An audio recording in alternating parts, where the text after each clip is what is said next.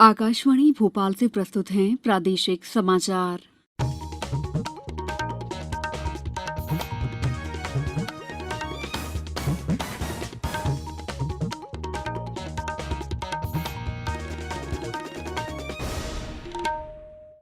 नमस्कार, समाचारों के साथ मैं दीपा सिंह। सबसे पहले मुख्य समाचार। मुख्यमंत्री ने कहा, पौधरोपण का अंकुर अभियान धरती को बचाने का अभियान। अनुसंधान और विकास को बढ़ावा देने के लिए राज्य विश्वविद्यालय अनुसंधान उत्कृष्टता योजना शुरू।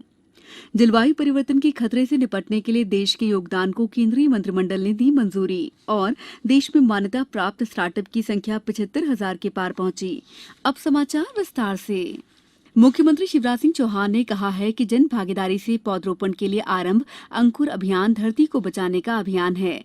इसमें ग्वालियर और चंबल संभाग के 8 जिलों की प्रत्येक पंचायत और नगरीय क्षेत्र के प्रत्येक वार्ड में 75-75 पौधे लगाने का कार्य किया जा रहा है। ग्वालियर, शिवपुरी, गुना, अशोकनगर, दतिया, मुरैना, भिंड और श्योपुर जिलों के शहरी और ग्रामीण क्षेत्रों में अंकुर अभियान में 7,738 स्थान पर एक साथ बड़े पैमाने पर पौधरोपण किया जा रहा है।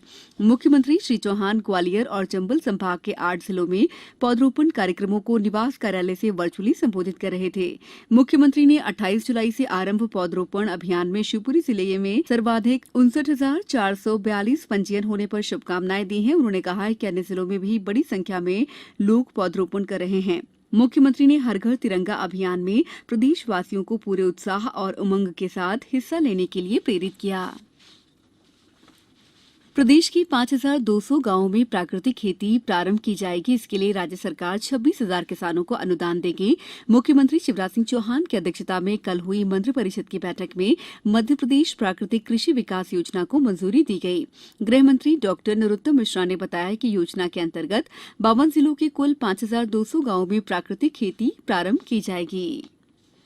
राज्य सरकार ने पेंशनर्स का महंगाई भत्ता 5% बढ़ा दिया है। इससे पेंशनर्स का डीआर 17% से बढ़कर 22% हो गया है।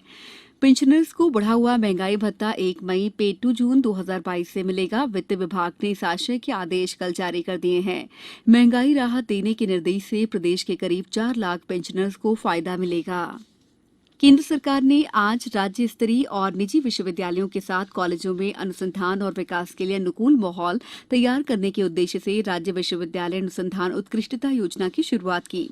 विज्ञान और प्रौद्योगिकी विभाग के सचिव डॉक्टर शिवरी चंद्रशेखर ने कहा है कि नई योजना विश्वविद्यालय प्रणाली को अनुसंधान की मुख्य धारा में लाने में मदद देगी और युवा प्राध्यापकों को अत्याधुनिक अनुसंधान के लिए सक्षम बनाएगी। विश्वविद्यालय अनुदान आयोग के अध्यक्ष प्रोफेसर एम जगदीश कुमार ने कहा है कि ये योजना राज्य विश्वविद्यालयों को अनुसंधान के लिए आवश्यक अवसर प्रदान करेगी। इन विश्वविद्यालयों में से 45% ग्रामीण क्षेत्रों में हैं।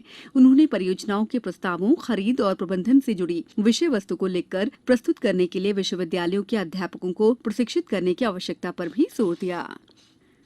अब समय है अमृत महोत्सव क्विज का। आजादी की अमृत महोत्सव के अवसर पर हम अपने श्रोताओं के लिए क्विज यानी प्रश्नोत्तरी प्रतियोगिता चला रहे हैं। इसमें मध्य प्रदेश में स्वतंत्रता संग्राम, स्वतंत्रता सेनानियों, प्रदेश के इतिहास, भूगोल, पर्यटन स्थलों और अन्य घटनाओं से संबंधित एक प्रश्न हर बुधवार पूछा जा रहा है।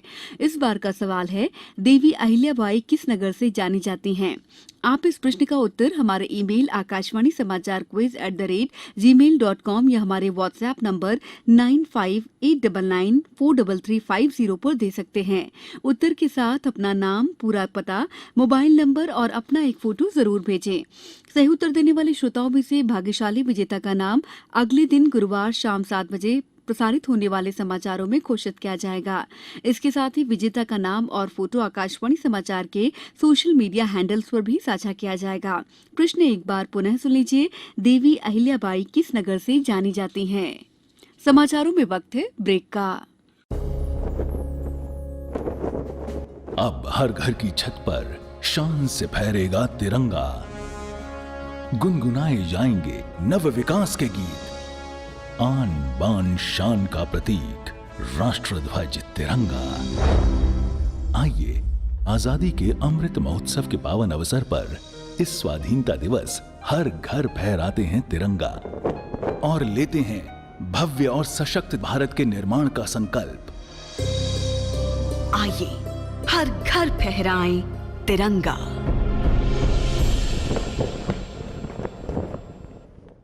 ब्रेक के बाद समाचारों में आपका एक बार फिर स्वागत है। केंद्रीय मंत्रिमंडल ने संयुक्त राष्ट्र जलवायु परिवर्तन फ्रेमवर्क कन्वेंशन में राष्ट्रीय स्तर पर वादा किए गए भारत के अद्यतन प्रतिबद्ध योगदान को मंजूरी दे दी है। अद्यतन प्रतिबद्ध योगदान का लक्ष्य जलवायु परिवर्तन के खतरे से निपटने के लिए वैश्विक कार्रवाई को मजबूत बनाने में भारत के योगदान में वृद्धि करना है। इस कदम से भारत को कम उत्सर्जन के मार्ग पर अग्रसर होने में मदद मिलेगी। इससे देश के हितों की रक्षा होगी। भारत ने जलवायु परिवर्तन समझौते से संबंधित पार्टियों के 26वें सम्मेलन में ब्रिटेन की ग्लासगो में गहन जलवायु कार्रवाई का वायदा किया था। उसने भारत की जलवायु कार्रवाई के रूप में पंचामृत कार्यक्रम की पेशकश की थी।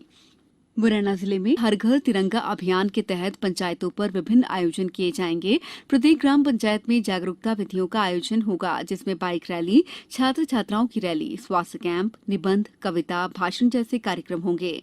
मुरैना एसडीएम शिवलाल शाक्य ने बताया है कि 4 अगस्त को ग्राम पंचायतों में स्कूली छात्र छात्राओं की रैली निकाली जाएगी। वहीं 5 अगस्त को स्वास्थ्य शिविर का आयोजन होगा। इसी प्रकार 6 अगस्त को निबंध, कविता प्रतियोगिता, 8 अगस्त को चित्रकला और रंगोली, 10 अगस्त को भाषण, सांस्कृतिक कार्यक्रम, 12 अगस्त को पद यात्रा और 13 अगस्त 2022 को घर घर संपर्क कार्यक्रम आयोजित किया जाएगा। देश में मान्यता प्राप्त स्टार्टअप की संख्या 75,000 से अधिक हो गई है। उद्योग और आंतरिक व्यापार संवर्धन विभाग ने स्वतंत्रता की 75वीं वर्ष के साथ ही 75,000 से अधिक स्टार्टअप को मान्यता दी है, जो बहुत बड़ी उपलब्धि है।